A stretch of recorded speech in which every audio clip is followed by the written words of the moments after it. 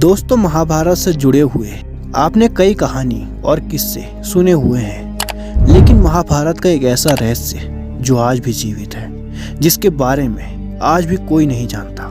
दानवीर कर्ण से जुड़ा हुआ एक अनोखा रहस्य जो आज तक इस दुनिया में मौजूद है और किसी को उसके बारे में भनक भी नहीं है, जिसे सुनकर आप भी हक्के बक्के रह जाएंगे। जी हाँ दोस्तों, हम बात कर रहे हैं कर्ण के कवच कुंडल की, जिसे इंद्रदेव ने एक ब्राह्मण का भेष बनाकर कर्ण से दान में मांग लिया था। दानवीर कर्ण ने भी बिना सोचे समझे इंद्रदेव को दान में अपना कवच और कुंडल दे डाला था। लेकिन सोचने वाली बात यह है कि आखिर दान में दिए गए कर्ण के कवच और कुंडल का क्या हुआ। शायद इस बात को कोई नहीं जानता होगा कि कर्ण कवच और कुंडल कहाँ है। लेकिन आज हम आपको एक ऐसी जगह के बारे में बताने जा रहे हैं जहां पर कर्ण का कवच कुंडल आज भी मौजूद है। तो इस रहस्य को जानने के लिए वीडियो के अंत तक बने रहिए। नमस्कार दोस्तों, मैं हूं आपका दोस्त राज और स्वागत करता हूं मेरे इस यूट्यूब चैनल में।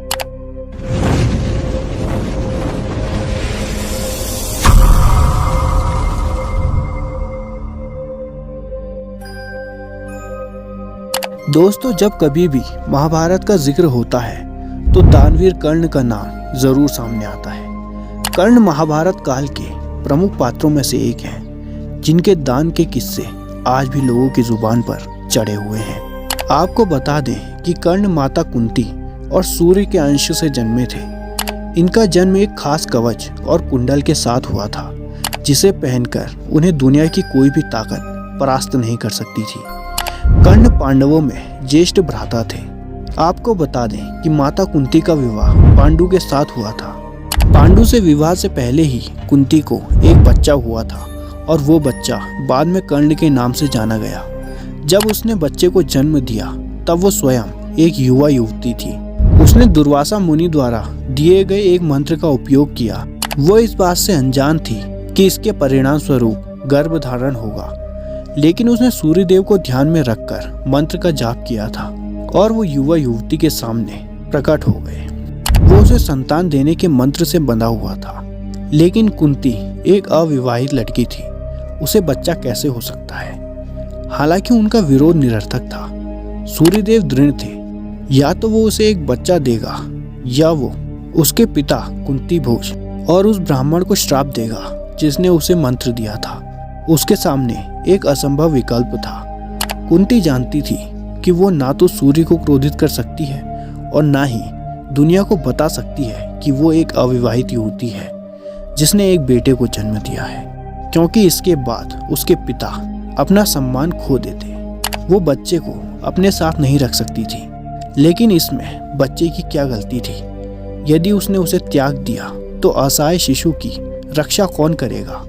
उसे ये सुनिश्चित करना था कि बच्चे को अपने से दूर भेजने के बाद भी उसे कोई नुकसान नहीं पहुंचेगा, और इसलिए उसने सूर्यदेव के सामने एक शर्त रखी कि उस शिशु को दिव्य कवच कुंडल के रूप में सुरक्षा देनी होगी। सूर्यदेव होने वाले बच्चे को अमृत से बने कवच कुंडल के रूप में दिव्य सुरक्षा देने के लिए सहमत हुई। वो कुंडल स्वयं माता अदिति का था। इन दोनों के साथ बच्चा सुरक्षित रहेगा, उन्होंने कुंती को आश्वासन दिया। जैसा कि उन्होंने वादा किया था, कुंती का पहला बच्चा अमृत से बने दिव्य कवच कुंडल के साथ पैदा हुआ था, जिसने उसे अस्वा नदी में प्रवाहित करते समय उसकी रक्षा की थी। शिशु को कवच कुंडल द्वारा तब तक सुरक्षित रखा गया जब तक वो गंगा तक नहीं पहुंच गया, जहां आदिरथ ने उसे पाया और गोद ले लिया। निसंतान आदिरथ और उनकी पत्नी राधा एक सुंदर बालक को पाकर बहुत प्रसन्न थे। उन्होंने उसे गोद ले लिया और उसके स्वर्ण कवच कुंडल के कारण उसका नाम वासुसेना रखा। उन्हें वृष भी कहा जाता था और बाद में इसी बच्चे को कर्ण के नाम से जाना गया।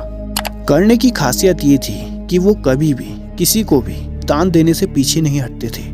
कोई उनसे कुछ भी मांगता था तो वो दान जरूर देते थे, और महाभारत के युद्ध में भी यही आदत उनके वध की वजह बनी। कर्ण के पास जो कवच और कुंडल था, उसके साथ दुनिया की कोई भी ताकत उन्हें हरा नहीं सकती थी, और महाभारत युद्ध के दौरान ये बात पांडवों को नुकसान पहुंचा सकती थी। ऐसे में अर्जुन के पिता देवराज इंद्र ने कर्ण से उनके कवच और कुंडल को लेने की योजना बनाई। उस समय जब कर्ण सूर्य देव की पूजा कर रहा होता है तब वो एक भिक्षुक का वेश धारण करके उनसे कवच और कुंडल मांग लेंगे। सूर्यदेव इंद्र की इस योजना के बारे में कर्ण को सावधान भी करते हैं। इसके बावजूद कर्ण अपने वचनों से पीछे नहीं हटते। आपको बता दें कि कर्ण की इस दानप्रियता से खुश होकर इंद्र उन्हें कुछ मांगने को कहते हैं, लेकिन कर्ण ये कहकर मना कर देते हैं कि दान देने के बाद कुछ मांग लेना दान की गरिमा के विरुद्ध है। तब देवराज इंद्र कर्ण को अपना शक्तिशाली अस्त्र वासवी प्रदान करते हैं, जिसका प्रयोग वो केवल एक ही बार कर सकते थे। आपको बता दें कि जब महाभारत का युद्ध चल रहा था तब श्री कृष्ण के इशारे पर अर्जुन ने कर्ण का वध कर दिया और कवच कुंडल न होने की वजह से उनके प्राण चले गए। ऐसा कहा जाता है कि कर्ण के कवच और कुंडल के साथ देवराज इंद्र स्वर्ग में प्रवेश नहीं कर सके, क्योंकि उन्होंने उसे झूठ से प्राप्त किया था। ऐसे में उन्होंने इसे समुद्र के किनारे पर किसी स्थान पर छिपा दिया। इसके बाद चंद्रदेव ने ये देख लिया और वो उस कवच और कुंडल को चुराकर भागने लगे। तब समुद्रदेव ने उन्हें रोक लिया और इसी दिन से सूर्यदेव और समुद्रदेव दोनों मिलकर उस कवच और कुंडल की रक्षा करते हैं। ऐसा माना जाता है अगर कोई इस कवच और कुंडल को हासिल कर लेता है तो वो इस दुनिया का सबसे शक्तिशाली इंसान बन जाएगा। कवच और कुंडल जो कर्ण को जन्म के साथ ही अभेद्य रूप से प्राप्त हुए, कोई भी बाण और हथियार उसे भेद नहीं सकता था। कवच कुंडल जिसके कारण कर्ण से अर्जुन की सुरक्षा के लिए इंद्र से लेकर कृष्ण तक चिंतित थे, क्योंकि ये कर्ण की त्वचा से अभिन्न रूप से जुड़ा हुआ था।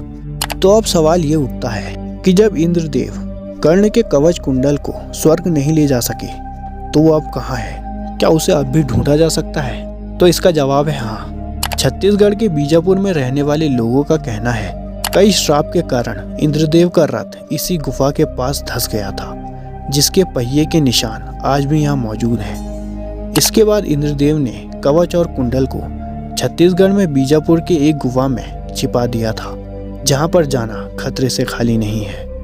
लेकिन इस गुफा से आज भी पीली रंग की रोशनी निकलती है, जिसे कर्ण के कवच और कुंडल की रोशनी माना जाता है।